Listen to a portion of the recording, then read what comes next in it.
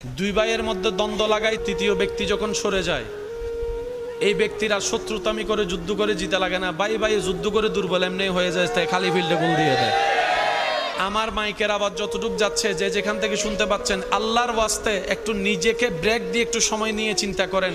আপনারা দুই ভাইয়ে যুদ্ধ করলে, ঝগড়া করলে লাভ কার হচ্ছে একটু বের করে দেখেন। স্বামী স্ত্রী ঝগড়া করলে লাভ কার হচ্ছে একটু বের করে দেখেন। তখন দেখবেন আসল বাটপারগুলো বের হয়ে যাবে। যুদ্ধ না করো জিতা, বলেন না, যুদ্ধ না করো জিতা, যুদ্ধ না করো জিতা। সব সময় যুদ্ধ অস্ত্র দিয়ে হয় না, কিছু কিছু যুদ্ধ বিতর্কতভাবেও হয়। এগুলার জন্য তো মুসলমানের প্রস্তুত থাকতে হবে। এবার বলেন, যুদ্ধ করার জন্য শারীরিক শক্তির পাশাপাশি ঈমানি শক্তির দরকার আছে না নাই? আল্লাহ আমাদেরকে যে ঈমান দিয়েছেন সেই ঈমানের যত্ন নেওয়ার দরকার আছে না নাই?